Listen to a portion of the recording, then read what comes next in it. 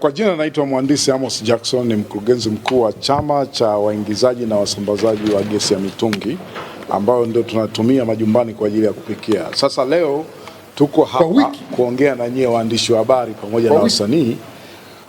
Hii ikiwa ni bidii ya kusaidia serikali kutekeleza ule mkakati wa nishati safi wa miaka 10 ambao unaanzia mwaka 2024 mpaka mwaka 2034 ambao unalenga kuhakikisha kwamba 80% ya Watanzania wanatumia nishati safi ya kupikia.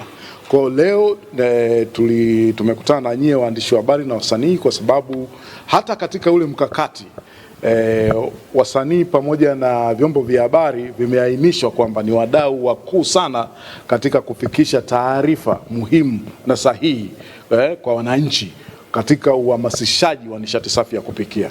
Sasa huu uhamasishaji unalenga katika nyanja zipi? Kama ulivyoniuliza, nafikiri kikubwa ni changamoto za wale watumiaji wa gesi au watumiaji wa nishati safi. Ni changamoto gani ambazo zinawatatiza kiasi kwamba wengi hawataki kuhama kutoka kwenye nishati isiyokuwa salama ambayo tunajua kwamba ni kuni na mkaa kwenda kwenye nishati safi, kwa mfano kama ya gesi. Kwa hiyo zile changamoto zile ndio sisi kama wadau katika sekta ya gesi, serikali pamoja na wadau wengine kama nyie waandishi wa habari na wasanii tunahitaji kuzishughulikia ili tuweze kuwatatulia wananchi matatizo na wengi waingie kutumia nishati safi. Sasa changamoto ya kwanza kufuatana na kazi zetu sisi tunazozifanya kama chama cha LPG Tanzania, cha kwanza ni ambayo tumeliona kutoka kwa wananchi, wanasema kwamba gharama ni kubwa sana ya gesi. Kwa mfano, hawawezi kutumia gesi wengi kwa sababu vipato vyao ni chini, lakini kama nilivyoongea pale na kuwakilisha kwenu, tumeainisha maeneo ambayo yako ndani ya uwezo wetu kati ya chama pamoja na wanachama wetu, yani wauzaji wa gesi, lakini pia serikali, ambao tunaweza tukashughulikia kuweza kupunguza zile gharama na tukampunguzia mwananchi gharama, ili yule anayeendelea kutumia gesi asirudi nyuma, asirudi tena kwenye nishati ambayo sio safi, lakini yule ambaye leo hajahama anatumia bado nishati ambayo sio safi aweze kuwa na fursa ya kutumia nishati safi. Kwa hiyo ni kwanza ambalo ni swala la gharama, lakini swala la pili ni uholela wa uzwaji wa gesi mitaani. Kama nilivyosema, kuna fursa. Wananchi si wajinga, tunajua sisi, tumefanya utafiti kama chama. Wananchi wengi wanashangaa kuona mtaani kuna utitiri wa wale mawakala wanaouza gesi ambao hawana elimu, hawafuati sheria, hawana vifaa vinavyotakiwa, kwa mfano kama mizani kumpimia mtu gesi, kama gesi iko ya kutosha kule kwenye mtungi na ananunua kufuatana na pesa anayotoa.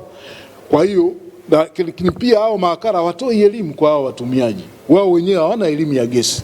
Kwa hiyo haya ni masuala ambayo yanawatatiza sana wananchi, na tunataka sisi kupitia kwa wadau wetu ambao ni wanachama wetu, lakini na serikali, na kushirikiana na nyie waandishi wa habari na wasanii, tuweze kuyashughulikia haya matatizo. Sasa mchango wenu nyie ni nini? Kama nilivyosema, kwanza ni kutoa taarifa, kwa sababu nyie wote mnatoka mtaani, mnatoka sehemu ambazo mitungi inauzwa ya gesi.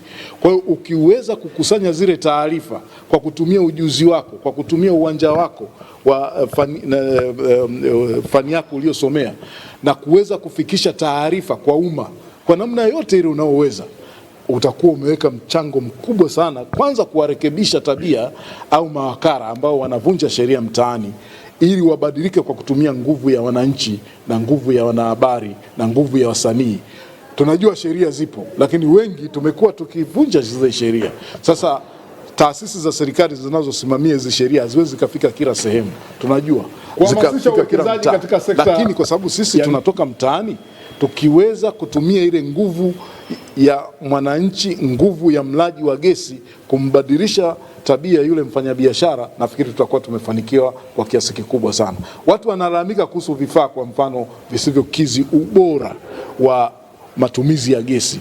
Kwa mfano dhahiri ni zile bana zinazotumika kwenye ile mitungi midogo. Mtu ananunua bana ya shilingi 2500, ndani ya wiki moja wiki mbili imepata kutu, mara anafunga gesi haifungiki, gesi inazidi kutoka, moto unazidi kukua, mtu anaamua kurusha mtungi nje, baadaye hapo anaacha kutumia gesi.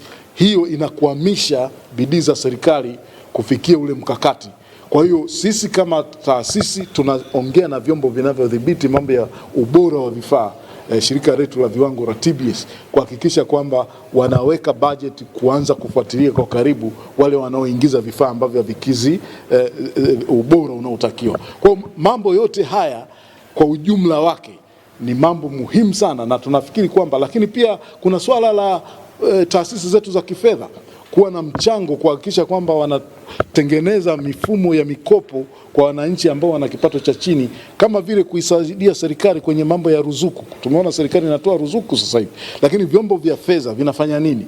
Kwa hiyo kwa mfano chombo chetu cha serikali kinachodhibiti hizi sekta za fedha kama Benki ya Tanzania BOT ndio inadhibiti yenyewe, ina mipango gani kuhakikisha kwamba inatengeneza mifumo ya kuhamasisha, kuwapa motisha vitu kama mabenki na taasisi zingine za fedha ziweze kuweka budget kwa ajili ya kutoa mikopo nafuu kusaidia wananchi kwenda kwenye nishati safi, kwa sababu huu ni mkakati wa taifa. Kwa hiyo kila mmoja lazima awe na mchango wake pale alipo, iwe ni taasisi ya serikali, iwe vyombo vya habari, iwe sisi wadau wa gesi. Kwa sasa hivi mtaangalia baadhi ya matatizo ambazo wananchi wanapata ni mitungi kuwa na uzito mdogo kuliko unaotakiwa, pamoja na kwamba mawakala wetu hawana mizani, lakini hili tatizo linachangiwa na wahalifu ambao wako mtaani, wanachukua mitungi ile ya wanachama wetu, wanaanza kufaurisha gesi kwenda kwenye mitungi midogo. Kwa mfano, wanachukua mitungi ile mikubwa ambayo inatumika kwenye kupikia chips, wanafaurisha gesi kuweka kwenye mitungi midogo ili wajaze gesi kidogo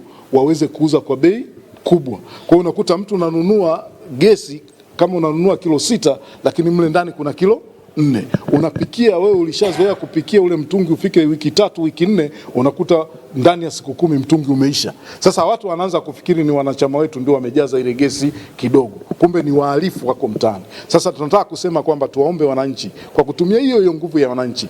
Kuna watu unakuta wako mtaani amejenga uzio fence, na kule ndani anabeba anaingiza bodaboda, pikipiki, anatoa mitungi, anaingiza mitungi. Watu wa namna hiyo, ambao nasema hivyo kwa sababu matukio ambayo tulishayaona, ndio watu wa namna hiyo wanafanya hivyo. Kwa hiyo wananchi wanapoona watu wa namna hiyo lazima wawatilie mashaka na watoe taarifa kwenye vyombo vya habari. Wanaweza katoa taarifa kwenye kampuni za gesi, wanaweza katoa taarifa EWURA, wanaweza katoa taarifa polisi, kwa sababu ili wale watu wachunguzwe, wajulikane kwamba wanafanya vitu gani, kwa sababu kwanza wanawahatarisha wananchi kwa kufunga mifumo ambayo inaweza ikawaletea moto majumbani, lakini pili wanawaibia wananchi pesa, na watu wanaanza kuona gesi na gharama kubwa inaisha haraka, kumbe hao wahalifu ndio wanaoleta hayo matatizo. Labda niambie na nafasi ya wasanii katika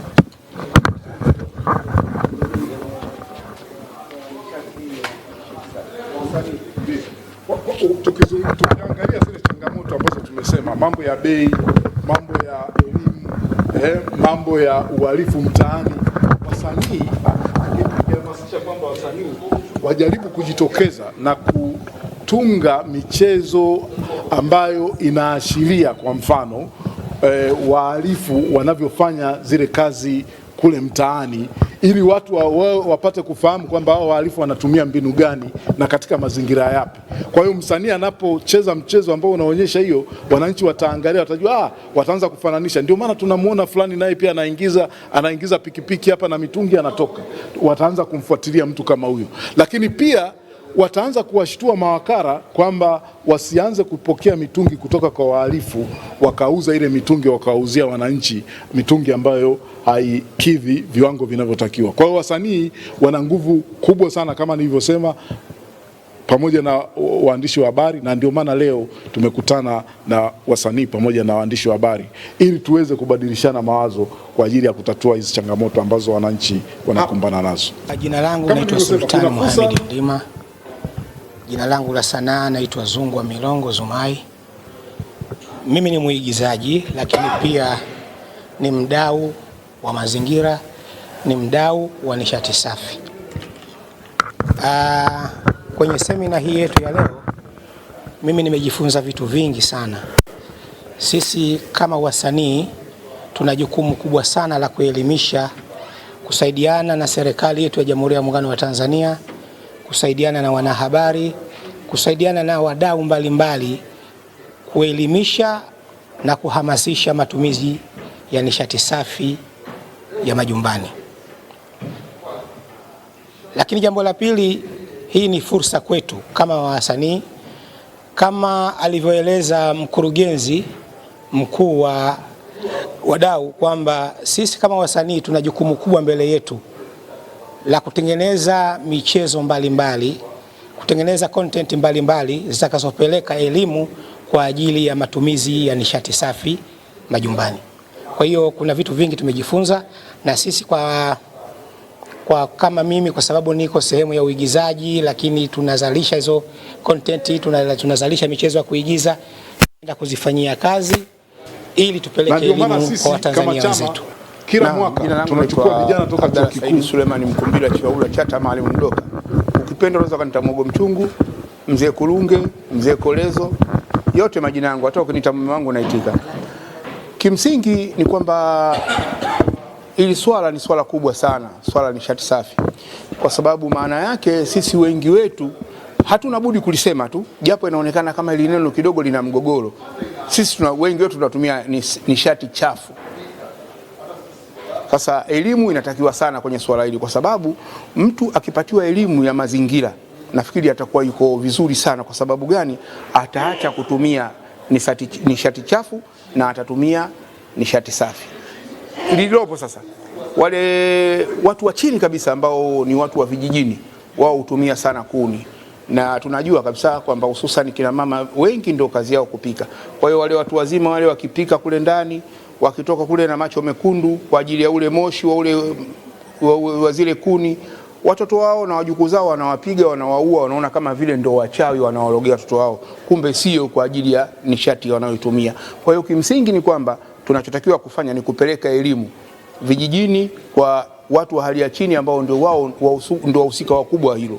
La pili, tujitahidi, tunaiomba serikali jitahidi bei ya gesi iweze kushuka. Kwa sababu gani? Mtu anaweza akaona kwamba ni rahisi kutumia kuni kuliko kutumia gesi kutokana na bei, kwa sababu inawezekana kuni za shilingi 5,000 akatumia mwezi mzima na gesi ya 62,000 akatumia mwezi mzima. Kwa hiyo akilinganisha hizo bei inakuwa shida. Lingine, tunaiomba serikali ipanue sehemu ya kuhifadhia ile gesi, ili bei ya gesi labda kwa sababu itakuwa inaingizwa kwa wingi kwa wakati mmoja, itaweza kushuka. Kwa hiyo hilo ndio jambo kubwa sana ambalo tunaiomba serikali. Una swali kanisa gani? Na swali dogo, baada ya ni matarajio gani tutegemea kutoka kwa wasanii kwenye nafasi yenu kupambania hii nishati safi? Kimsingi ni kwamba sisi tumepewa moto, na huu moto tuliopewa na sisi tutakwenda kuwasha sehemu nyinginewe. Bi maana tutafanya ziara sehemu mbalimbali kwenda kueneza hii habari, lakini bado tutakuwa tuna mikutano mbalimbali katika maeneo mbalimbali kuelimisha watu kuhusu hii swala, lakini bado tutatengeneza michezo ya kuigiza na vichekesho kuhusiana na hii swala la nishati safi. Mimi kwa majina naitwa Rosemary Gaspar Kulwa, ni msanii wa filamu hapa nchini Tanzania. Yes, kama msanii, kwa elimu ambayo tumeipata leo, nitaweza kuwaambia na wengine kama wanawake, sasa kuhamasisha wanawake wenzangu kwa ajili ya kutumia nishati safi. Yaani tutoke sasa kule kwenye nishati chafu twende kwenye nishati safi, ambapo kwa asilimia kubwa sana sasa hivi nimeona ndio tunaitumia hii nishati safi, na nitafanya mimi pamoja na wasanii wenzangu tutashirikiana kupeleka elimu zaidi sehemu tofauti tofauti kwa ajili ya kuachana na nishati chafu kuingia kwenye nishati safi.